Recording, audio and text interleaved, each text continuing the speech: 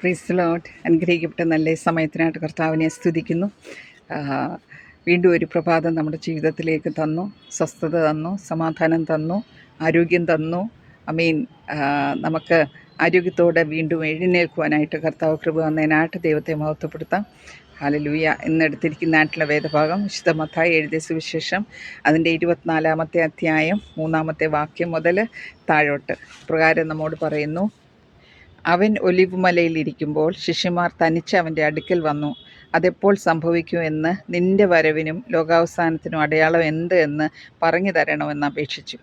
അനുഗ്രഹിക്കപ്പെട്ട നല്ല ഈ വചനങ്ങൾക്കായിട്ട് ദൈവത്തെ നമുക്ക് സ്തോത്രം ചെയ്യാം. ഹല്ലേലൂയ, സ്തോത്രം.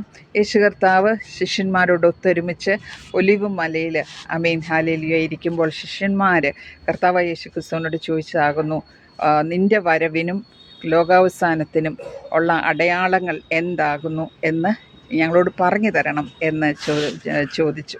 അപ്പോൾ താഴോട്ട് ഇത് പറയുന്നത് കർത്താവിൻ്റെ വരവിനെ ഹല്ലേലൂയ അതിൻ്റെ അടയാളങ്ങളാണെന്ന് പറയുന്നത്. മത്തായി എഴുതിയ സുവിശേഷം 24-ാമത്തെ അധ്യായം നമുക്കറിയാം, യേശുവിൻ്റെ വരവിനെക്കുറിച്ചാകുന്നു പറയുന്നത്. നമ്മളിത് വായിക്കുന്ന പലർക്കും നമുക്ക് എല്ലാവർക്കും ഒരു ചെറിയൊരു പേടി നമ്മുടെ ഹൃദയത്തിൽ വരും, ഒരു മനസ്സിൽ നമുക്ക് വരും. എന്തുകൊണ്ടെന്നാൽ ഇത് വായിച്ചു കഴിഞ്ഞാൽ അറിയാം കർത്താവായ യേശു ക്രിസ്തുവിൻ്റെ വരവ്, മധ്യാകാശത്തിലുള്ള വരവ് ഏറ്റവും അടുത്തിരിക്കുന്നു. എന്തുകൊണ്ടെന്നാൽ അനേക പ്രോഫസി ഉണ്ട്, അതിൽ മിക്കവാറും എല്ലാം നിവൃത്തിയായി. ഹല്ലേലൂയ. ബാക്കിയുള്ളത് നിവൃത്തിയായിക്കൊണ്ടിരിക്കുന്നു എന്ന് നമുക്ക് നന്നായിട്ടറിയാം. ലോകത്തിലുള്ള അടയാളങ്ങളും വെച്ച് നോക്കിക്കഴിയുമ്പോഴത്തേനും ഹല്ലേലൂയ ഇതെല്ലാം സംഭവിക്കുന്നു. അതുകൊണ്ട് തീർച്ചയായിട്ടും നമ്മളിത് വായിക്കുന്നുണ്ട് നമുക്ക് ഉള്ളിലൊരു പേടി വരുന്ന ഒരവസ്ഥയാകുന്നു. കർത്താവ് യേശു ക്രിസ്തു ശിഷ്യന്മാരോട് പറഞ്ഞത്, ആദ്യത്തെ അടയാളം പറഞ്ഞത്, ആരും നിങ്ങളെ തെറ്റിക്കാതിരിപ്പാൻ സൂക്ഷിച്ചുകൊള്ളുവീൻ. ഞാൻ ക്രിസ്തു എന്ന് പറഞ്ഞ് അനേകർ എൻ്റെ പേരെടുത്ത് വന്ന് പലരെയും തെറ്റിക്കും. ഹല്ലേലൂയ. നമ്മുടെ ജീവിതത്തിൽ ഏറ്റവും കെയർഫുള്ളായിട്ടിരിക്കേണ്ടതായിട്ടുള്ളൊരു സമയത്താകുന്നു നമ്മൾ ജീവിക്കുന്നത്. ഹല്ലേലൂയ. ഇതുവരെ ഹല്ലേലൂയ നമ്മൾ ഒത്തിരിയും പ്രസംഗങ്ങൾ നമ്മൾ കേട്ടു, ഒത്തിരി ആത്മീക മീറ്റിങ്ങുകൾക്ക് നമ്മൾ പോയി, നമ്മളെല്ലാം ചെയ്തു. എന്നാൽ കർത്താവ് പറയുന്നേ, യേശുവിൻ്റെ വരവടുക്കും തോറും ഹല്ലേലൂയ വരുമ്പോൾ ഇതാകുന്ന ആദ്യത്തെ സൈൻ കർത്താവ് പറഞ്ഞേ, പലരും എൻ്റെ പേരെടുത്ത്, ആരും നിങ്ങളെ തെറ്റിക്കാതിരിപ്പാൻ സൂക്ഷിച്ചുകൊള്ളുവീൻ. ഞാൻ ക്രിസ്തു എന്ന് പറഞ്ഞ് അനേകർ ഹല്ലേലൂയ എൻ്റെ പേരെടുത്ത് വന്ന് പലരെയും തെറ്റിക്കും. ഹല്ലേലൂയ. അതുകൊണ്ട് നമ്മൾ കേൾക്കുന്നതായിട്ടുള്ള വചനം എവിടെ കേട്ട് കഴിഞ്ഞാലും ഹല്ലേലൂയ നമ്മൾ തിരിച്ചു വന്ന് വീട്ടിൻ്റെ അകത്ത് വചനപ്രകാരമാകുന്നു എന്ന് നമ്മൾ അത് ചെക്ക് ചെയ്യണം, നമ്മളെ തന്നെ ഒന്ന് സൂക്ഷിക്കണം. അതുകൊണ്ടാകുന്നു പറയുന്നത്, ഞാൻ ക്രിസ്തു എന്ന് പറഞ്ഞുകൊണ്ട് പലരും എൻ്റെ പേരെടുത്തുകൊണ്ട് വരും. ഹല്ലേലൂയ. നിങ്ങളെ പലരെയും തെറ്റിച്ച് കളയും. അതുകൊണ്ട് നമുക്കുള്ള വിശ്വാസം നമ്മൾ മുറുകെ പിടിക്കണം. കർത്താവ് പറഞ്ഞിട്ടുണ്ട്, അടിസ്ഥാനപരമായിട്ടുള്ള ഒരു വിശ്വാസം, അടിസ്ഥാനപരമായിട്ടുള്ള പ്രാർത്ഥന, അടിസ്ഥാനപരമായിട്ടുള്ള ക്രിസ്തീയ ജീവിതം ഹല്ലേലൂയ അത് നമുക്ക് വേണം. നമ്മൾ വിശ്വാസത്തിൽ നമ്മൾ ഉറയ്ക്കണം. ഹല്ലേലൂയ. ഈ ദിവസങ്ങളിൽ കർത്താവ് നമ്മളെ ഇത്രയും നാളും നമ്മളെ പഠിപ്പിച്ചതും കേട്ടതും കണ്ടതും ആയിട്ടുള്ള ഇതെല്ലാം ആത്മീയമായിട്ടുള്ള കാര്യങ്ങളൊക്കെ വചനം നമുക്ക് മുറുകെ പിടിക്കണം. തെറ്റിപ്പോകാതിരിക്കാനായിട്ട് ദൈവം നമ്മളെ സഹായിക്കട്ടെ. നിങ്ങൾ യുദ്ധങ്ങളെയും യുദ്ധശ്രുതികളെയും കുറിച്ച് കേൾക്കും, ചഞ്ചലപ്പെടാതിരിപ്പിൻ, സൂക്ഷിച്ചുകൊള്ളുവീൻ. അത് സംഭവിക്കേണ്ടത് തന്നെ, എന്നാൽ അത് അവസാനമല്ല.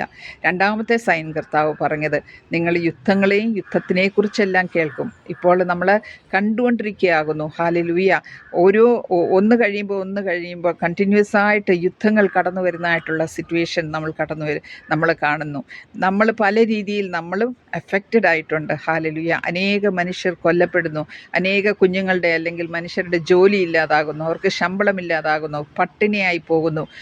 ഹല്ലേലൂയ. ഗ്യാസിൻ്റെ ക്ഷാമവും പെട്രോളിൻ്റെ ക്ഷാമവും ഹല്ലേലൂയ. അതുപോലെ പല ഹോട്ടലുകളിലും പല ഇടങ്ങൾ അടച്ചുപൂട്ടുന്നതായിട്ടുള്ള അവസ്ഥയൊക്കെ ആകുന്നു. അപ്പോൾ യുദ്ധങ്ങൾ നമ്മൾ കാണുന്നുണ്ട്, യുദ്ധങ്ങളുടെ കുഴപ്പങ്ങളും നാം കാണുന്നുണ്ട്. അത് രണ്ടാമത്തെ സൈനായിട്ട് പറയുന്നു.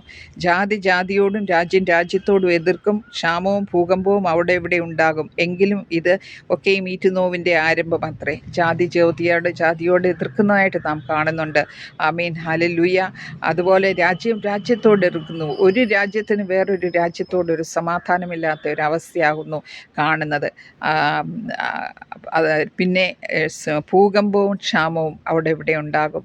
ഇത് നമ്മൾ പണ്ടുണ്ടായിരുന്നതിനെക്കാട്ടിലും ഒത്തിരി കൂടി ഭൂകമ്പവും ക്ഷാമവും വരുന്നതായിട്ട് നമ്മൾ പ്രകൃതിക്ഷോഭങ്ങൾ കടന്നു വരുന്നതായിട്ട് നമ്മൾ കാണുന്നുണ്ട്, നമ്മൾ വായിക്കുന്നുണ്ട്. ഹല്ലേലൂയ. ഇതൊക്കെയും ഈറ്റുനോവിൻ്റെ ആരംഭമാകുന്നു. അന്ന് അവർ നിങ്ങളെ ഉപദ്രവത്തിന് ഏൽപ്പിക്കുകയും കൊല്ലുകയും ചെയ്യും. എൻ്റെ നാമനിമിത്തം സകല ജാതികളും നിങ്ങളെ പകയ്ക്കും. ആമീൻ. ഹല്ലേലൂയ. അത് നമ്മൾ വളരെ കെയർഫുള്ളായിരിക്കണം. നമ്മൾ ഉപദ്രവിക്കപ്പെടുകയും ആമീൻ ഹല്ലേലൂയ നമ്മളെ പീഡിപ്പിക്കപ്പെടുകയും ഒക്കെ ചെയ്യും. എന്നാലും നമ്മൾ ഉറച്ചു നിൽക്കുക, വിശ്വാസത്തോടെ നിൽക്കുക.